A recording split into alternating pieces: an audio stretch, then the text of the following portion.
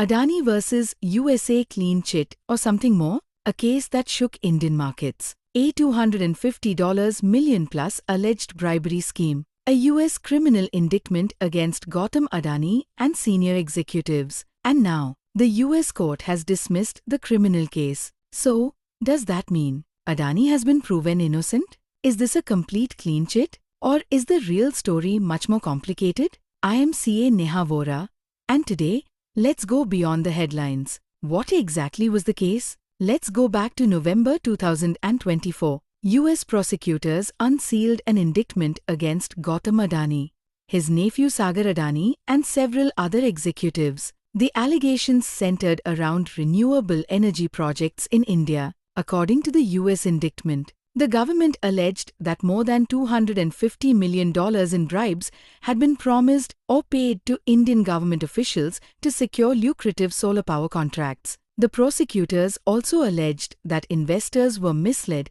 about the company's anti-bribery conviction. The Adani Group denied wrongdoing and called the allegations baseless. So at this stage, legally, nobody had been found guilty. Why was the USA involved in an Indian project? This is where the story gets interesting. You might ask, if the alleged bribe involved Indian officials and Indian power contracts, why was America involved? Because the alleged conduct intersected with the US financial system and US investors. Adani Green had raised money through a $750 million bond offering, with US investors participating. The US authorities therefore examined whether investors had been misled about anti-corruption compliance. This is why the case wasn't simply America investigating an Indian businessman for something that happened in India. There was a claimed US nexus through securities and investors. Then came the big twist. In May 2026, the US Department of Justice made a dramatic move.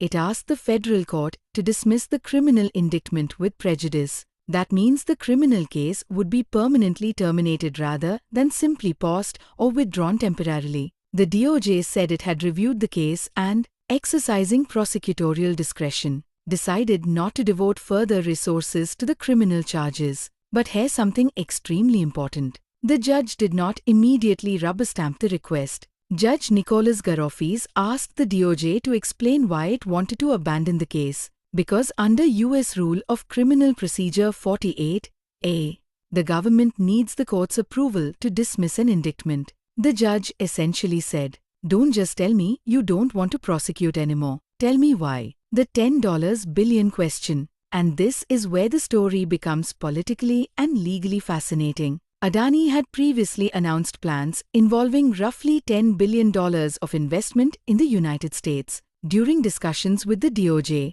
Adani's lawyers indicated that the group could be willing to invest in America as part of a resolution of the matter. That immediately raised an uncomfortable question. Was the investment commitment connected to the decision to drop the criminal case? The judge actually asked Gautam Adani to file an affidavit addressing whether he knew of any promise, agreement or exchange connected to the dismissal. Adani subsequently stated under oath that he was not aware of any quid pro quo arrangement.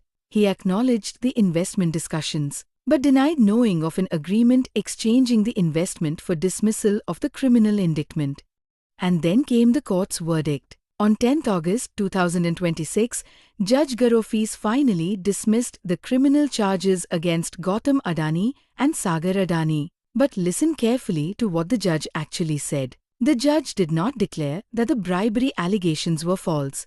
He did not conduct a trial and conclude. Adani did not do it. Instead, the criminal prosecution was terminated after the DOJ decided it no longer wanted to pursue the case. The judge also criticized the way the DOJ reached that decision.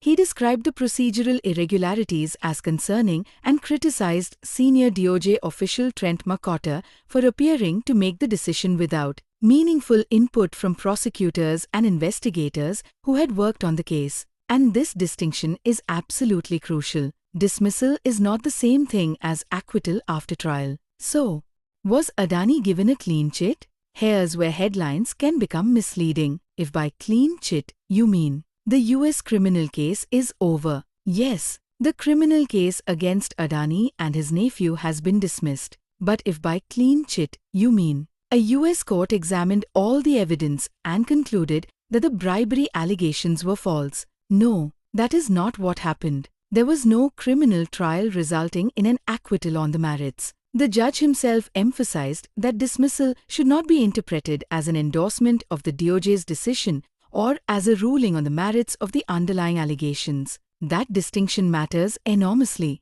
So when someone says, America completely cleared Adani of everything, that statement is simply too broad. What does this mean for Adani Group? From a business perspective, the dismissal is obviously a major relief. A criminal indictment creates enormous uncertainty. It can affect financing, investor confidence, borrowing costs, international partnerships, reputation, future fundraising. Removing the criminal case eliminates a major overhang. But investors should not make a completely different mistake. Case dismissed is equal to buy the stock. That's not how investing works. A company's valuation still depends on debt, cash flows, interest costs, project execution, corporate governance, promoter holdings, future capital expenditure, regulatory risks, and ultimately, whether the business generates enough sustainable cash flow to justify its valuation. So who? But as financial professionals, we should separate facts from interpretations.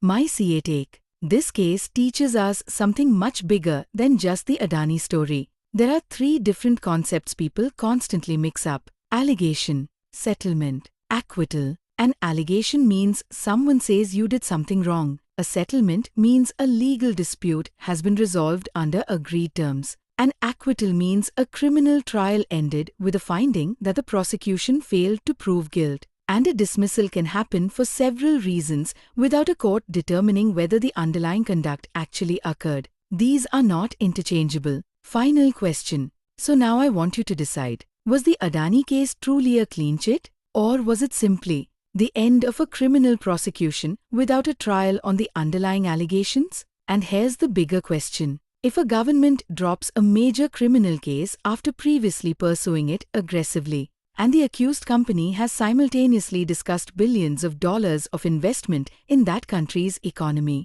does that create a legitimate perception problem, even if no quid pro quo is legally proven? Because in market, legality is one question, governance is another, and investor trust is an entirely different question. What do you think? Was it a clean chit or just a case that ended? Comment below. I am CA Neha Vora. And remember, don't just follow the headline. Follow the money. Follow the documents. And understand the law.